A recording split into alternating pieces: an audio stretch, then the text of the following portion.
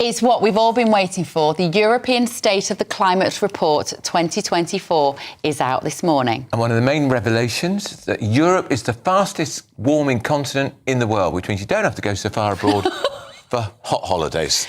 Should we be worried or just enjoy the warmer weather? Well, just joining us now, we're delighted to say from Just Stop Oil, Dr. Bing Jones.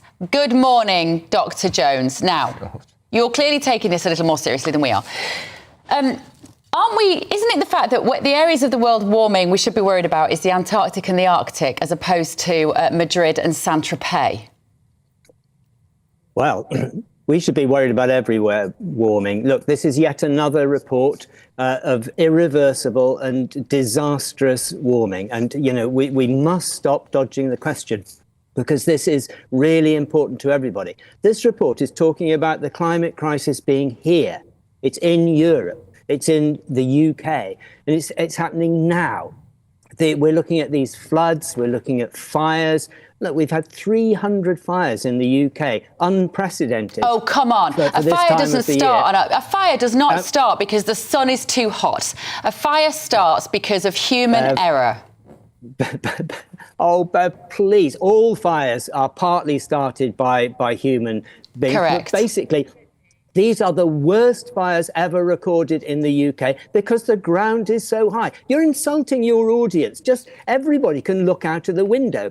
It's incredibly hot and incredibly mild, incredibly dry. And look, this report is talking about the fact that these things are terrible. That in Valencia, there were 230 people died. 100,000 cars were destroyed in one afternoon. We're looking at food shortages in southern Europe. We're looking at the worst ever wildfires last year.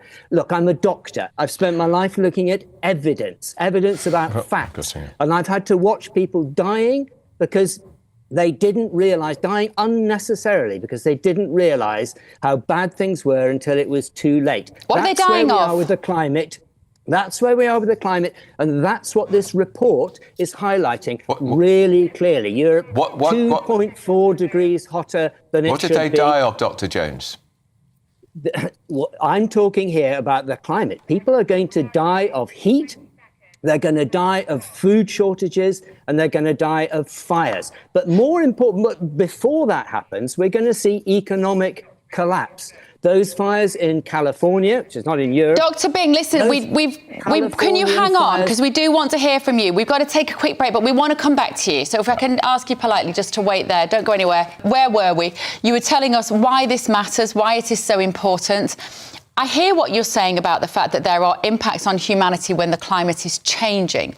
But doesn't that mean that we have to get better at mitigating the risks as they are now? And what I mean by that is, if you are an elderly person, don't sit out in the sun in 90 degrees. Make sure you stay hydrated. Perhaps with with the forests, if they're more at risk of wildfires, we have to get better at making sure there is water available for those areas, etc., etc. So managing the implications now, as opposed to trying to play God and think we can change anything in any short period of time here.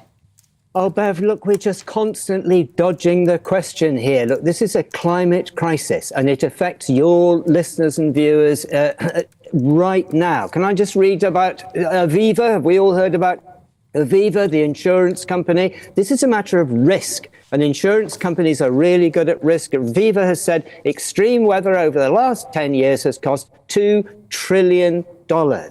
Zurich, have you heard about them? They're another massive insurance and investment company. They say it is essential that we hit net zero.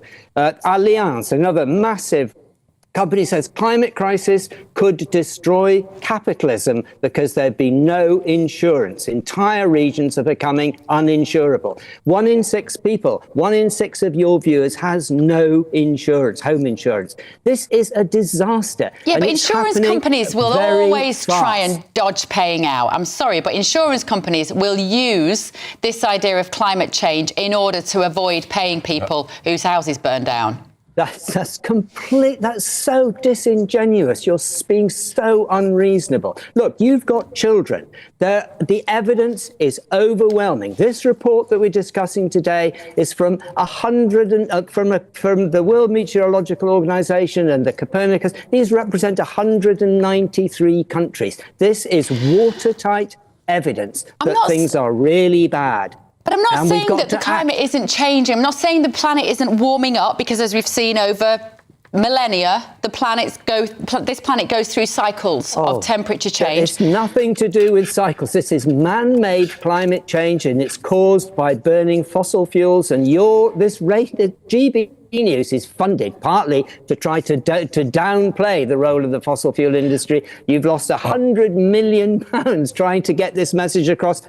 My job is to tell your listeners and viewers today that we're in deep, deep trouble. And the only way to solve it is to act now to reduce carbon emissions. We've got to stop burning oil, coal and gas, and really, really quickly. Dr. And the Jones, government's not doing it. So come to juststopoil.org and find out. Well, actually, Dr. Jones, the government is doing it, and as every householder who pays their electric and gas. But hang on, Dr. Jones, you've had your say.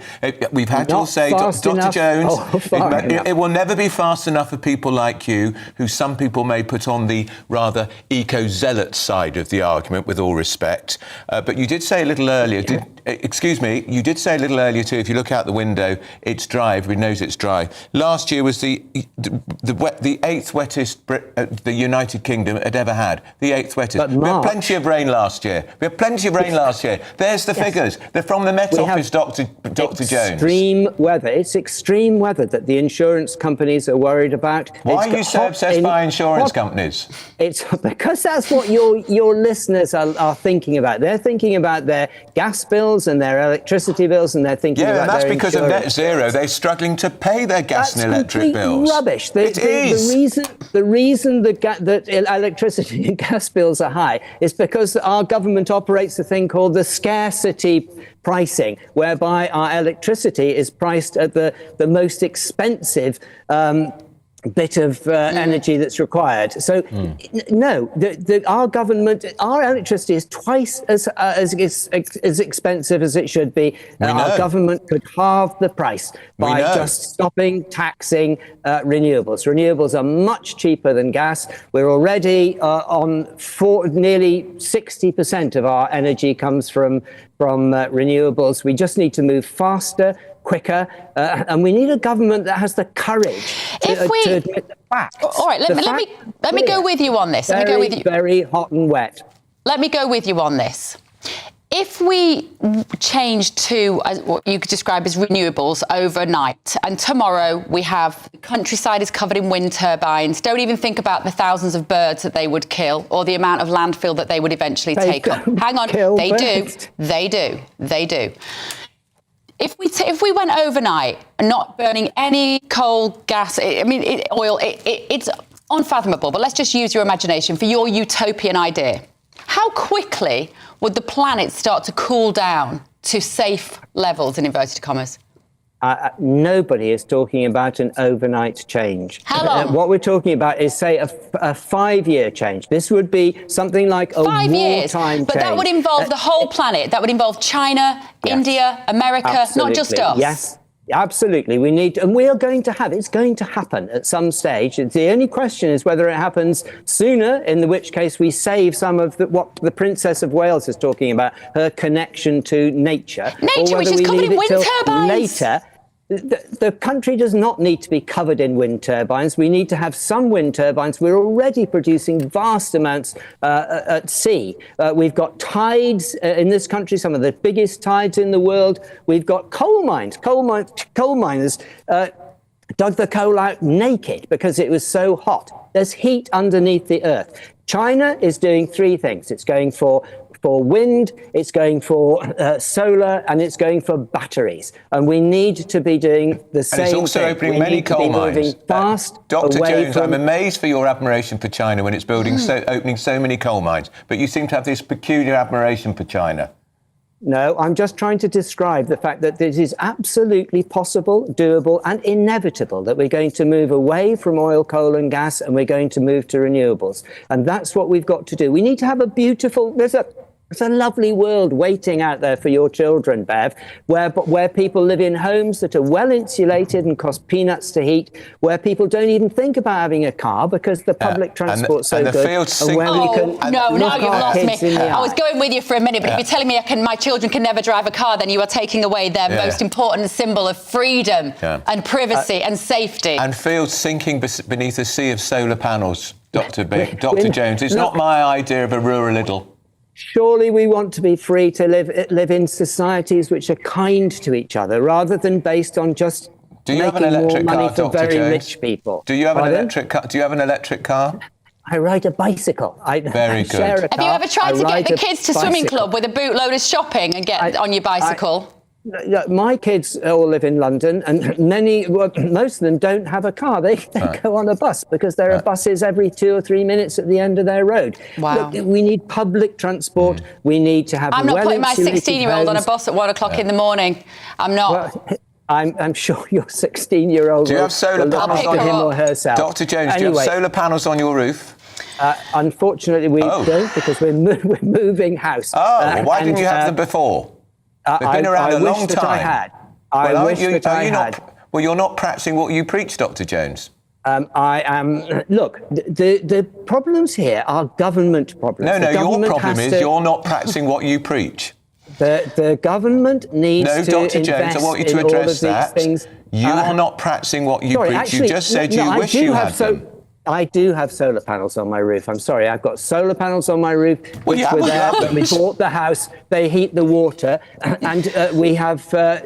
Yes, and we're going to.